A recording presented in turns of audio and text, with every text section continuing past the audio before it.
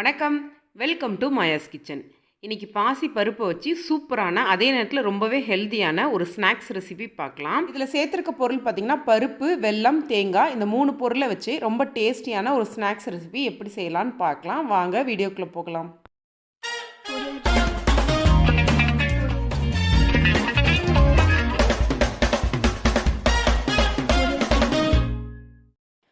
ஒரு கப் பாசி பருப்பு எடுத்துருக்கிறேன். இதோடவே 2 டீஸ்பூன் பச்சரிசி சேர்த்துக்கோங்க. ஃபஸ்ட்டு இதை ஒரு 2 வாட்டி நல்லா கழுவி எடுத்துக்கோங்க. இது 2 வாட்டி நல்லா கழுவி எடுத்ததுக்கப்புறமா இது தண்ணி ஊற்றி 1 மணி நேரம் ஊற வச்சு எடுத்துக்கோங்க. 1 மணி நேரம் கழித்து பார்த்திங்கன்னா பருப்பு நல்லா ஊறியிருக்கும். இந்தளவு நல்லா ஊறினதுக்கப்புறமா இதில் உள்ள தண்ணியெல்லாம் நல்லா ஒரு ஜல்லடையில் போட்டு வடிய வச்சு எடுத்துக்கோங்க. இது ஒரு 10 நிமிஷத்துக்கு தண்ணி நல்லா வடியட்டும். இது தண்ணி வடிகிற நேரத்தில் இதுக்கு நம்ம தேவையான வெல்லம் ரெடி பண்ணிடலாம். இங்கே பார்த்தீங்கன்னா ஒரு சாஸ்பேனில் 1 கப் வெல்லம் எடுத்துருக்கிறேன். கூடவே ஒரு 3 டேபிள் ஸ்பூன் தண்ணி சேர்த்து வெல்லத்தை நல்லா கரைய வச்சு எடுத்துக்கோங்க. நீங்கள் எந்த கப்பில் பாசி பருப்பு எடுத்தீங்களோ அதே கப்பில் வெல்லமும் எடுத்துக்கோங்க. வெல்லம் நல்லா கரைஞ்சதுக்கப்புறமா வடிகட்டி எடுத்துக்கோங்க. இதுக்கு பாகுப்பதம் எதுவும் தேவையில்லை. வெல்லம் கரைஞ்சி வடிகட்டுற பதத்துக்கு வந்தாலே போதுமானது. இப்போ இந்த வெல்லம் பார்த்திங்கன்னா நல்லா ஆறி ரூம் டெம்பரேச்சருக்கு வரட்டும். இங்கே பருப்பு பார்த்திங்கன்னா நல்லா தண்ணி வடிஞ்சிருச்சு. இதை அப்படியே ஒரு மிக்சர் ஜாரில் மாற்றிக்கோங்க. இதுக்கு தண்ணி எதுவுமே சேர்க்கணும்னு அவசியம் இல்லை. இதை நல்லா ஒரு வாட்டி அரைச்சிட்டு வந்ததுக்கப்புறமா நம்ம ரெடி பண்ணி வச்சுருக்க வெல்லத்தை சேர்த்து அரைச்சிக்கலாம். இப்போ இந்தளவுக்கு நான் அரைச்சி ரெடி பண்ணி வந்துட்டேன். இதோடவே நம்ம ரெடி பண்ணி வச்சுருக்க வெல்லம் பார்த்திங்களா அதையும் சேர்த்துக்கோங்க. இதை நல்லா நைஸாக அரைச்சி பேஸ்ட்டாக ரெடி பண்ணி எடுத்துக்கோங்க. தண்ணி எதுவும் சேர்க்கணும்னு அவசியம் இல்லை. தண்ணி தேவைப்பட்டால் 1 ஸ்பூன் இல்லட்டா 2 ஸ்பூன் அளவுக்கு மட்டும் சேர்த்து இந்தளவுக்கு பேஸ்டாக்கி எடுத்துக்கோங்க. இப்போ ஒரு பேனில் நம்ம அரைச்ச பருப்பு பேஸ்ட்டு சேர்த்தாச்சு. அதில் 1 கப் துருவன தேங்காய், 1/4 டீஸ்பூன் ஏலக்காய் தூள் சேர்க்குறேன். இது எல்லாத்தையுமே மீடியம் ஃப்ளேமில் வச்சு நல்லா கைவிடாமல் கிளறிக்கிட்டே இருங்க. கொஞ்சம் அடிகனமான பாத்திரம் இல்லட்டா இந்த மாதிரி நான்ஸ்டிக் எடுத்துக்கிட்டிங்கன்னா உங்களுக்கு ஒட்டாமல் வரும். அதே மாதிரி நீங்கள் எந்த கப்பில் பருப்பு வெல்லம் எடுத்தீங்களோ அதே கப்பில் தேங்காயும் இதற்கு எடுத்துக்கோங்க.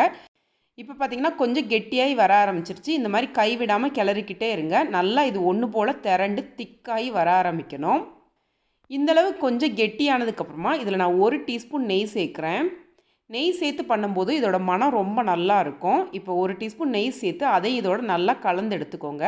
கொஞ்சம் கெட்டியாகி வரையுமே நீங்கள் லோ ஃப்ளேமில் வச்சுக்கோங்க. லோ ஃப்ளேமில் வச்சு பொறுமையாக கிண்டி எடுத்திங்கன்னா உங்களுக்கு இந்த அளவுக்கு கெட்டியாகி வர ஆரம்பிச்சிரும். கேஸ் ஆஃப் பண்ணுறதுக்கு முன்னாடி இதில் இன்னொரு டீஸ்பூன் நெய் சேர்க்குறேன். அதையும் ஒரு வாட்டி நல்லா கலந்து எடுத்துக்கோங்க.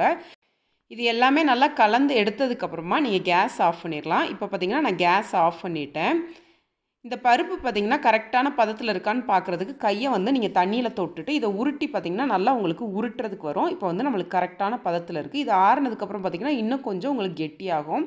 இதை இன்னொரு பாத்திரத்தில் எடுத்து இந்த மாதிரி விரித்து விட்டுக்கிறேன். இந்த மாதிரி விரித்து வச்சிட்டிங்கன்னா உங்களுக்கு சீக்கிரமாக ஆறிடும். இப்போ இதை ஆறிடுச்சு. நான் கையில் கொஞ்சமாக நெய் தடவிட்டு நல்லா ஒரு வாட்டி பெரட்டி விட்டுட்டு சின்ன சின்ன உருண்டைகளாக உருட்டி ரெடி பண்ணி எடுத்துக்கிறேன். அப்போ தான் நம்மளுக்கு தட்டி எடுக்கிறதுக்கு ஈஸியாக இருக்கும். எல்லாத்தையுமே இந்த மாதிரி உருண்டைகளாக உருட்டி ரெடி பண்ணி வச்சுக்கோங்க. இன்றைக்கி நான் எடுத்திருக்க அளவில் பார்த்திங்கன்னா இந்த சைஸில் எனக்கு 13 உருண்டைகள் கிடச்சிருக்குது. உங்களுக்கு விருப்பமான சைஸில் உருண்டைகளாக உருட்டி ரெடி பண்ணி எடுத்துக்கோங்க. இப்போ உருண்டைகள் எல்லாமே தயாராக இருக்குது. நம்ம இதை தட்டி எடுக்க ஆரம்பிச்சிடலாம். ஒரு பாலித்தீன் கவர் இல்லாட்டா பட்டர் ஷீட் எடுத்துக்கோங்க. அதில் கொஞ்சமாக எண்ணெய் தடவிக்கோங்க. எண்ணெய் இல்லாட்டா நெய் தடவிக்கலாம். நான் இன்றைக்கி எண்ணெய் எடுத்துருக்கிறேன். நல்லா எண்ணெய் தடவினதுக்கப்புறமா ஒரு உருண்டை எடுத்து வச்சுட்டு இந்த மாதிரி மெதுவாக தட்டி எடுத்துக்கோங்க. நம்ம அதிரசத்துக்கெலாம் தட்டுவோம் பார்த்திங்களா, அந்த மாதிரி தட்டி எடுத்துக்கோங்க. இதோட திக்னஸ் பார்த்திங்கன்னா கொஞ்சம் மெல்லுசாக தட்டி எடுத்துக்கோங்க. ரொம்ப தடிமனாக இருக்கக்கூடாது, அதே நேரத்தில் ரொம்ப மெல்லுசாக இருக்கக்கூடாது. அதே மாதிரி ஓரங்களில் விரிசல் இருந்தாலும் அந்த விரிசலை சரி பண்ணிவிட்டு தட்டி எடுத்துக்கோங்க. திக்னஸ் பார்த்திங்கன்னா இந்த சைஸில் இருக்க அளவுக்கு தட்டி எடுத்துக்கோங்க. இப்போ இது ரெடி ஆயிடுச்சு. நம்ம எண்ணெயில் போட்டு எடுத்துக்க ஆரம்பிச்சிடலாம். எண்ணெய் மிதமான சூட்டில் இருக்கணும். எண்ணெயில் போடையுமே லோ டு மீடியம் ஃப்ளேமில் வச்சுக்கோங்க. கொஞ்ச நேரத்தில் அது மேலே எலும்பி வர ஆரம்பிக்கும். வந்ததுக்கப்புறமா இது திருப்பி விட்டுக்கோங்க. இது திருப்பி விட்டையுமே பார்த்திங்கன்னா உங்களுக்கு அது நல்லா பூரி மாதிரி உப்பி வர ஆரம்பிச்சிரும். பார்த்திங்கன்னா நல்லா பூரி மாதிரி உப்பி வர ஆரம்பிச்சிருச்சு. 2 பக்கம் நல்லா பொன்னிறமாக வந்ததுக்கப்புறமா எண்ணெயிலேருந்து எடுத்துட்டிங்கன்னா சூப்பரான டேஸ்டியான பருப்பை வச்சு செய்யக்கூடிய பணியாரம் தயாராகிருச்சு. பொதுவாக நம்ம அரிசி, ரவை, மைதா வச்சு தான் செய்வோம். பருப்பு மட்டுமே வச்சு செய்கிற இந்த பணியாரம் பார்த்திங்கன்னா டேஸ்ட் ரொம்ப சூப்பராக இருக்கும். இதே மாதிரி நம்ம தட்டி வச்சுருக்க எல்லாத்தையுமே பொரித்து ரெடி பண்ணி எடுத்துக்கோங்க.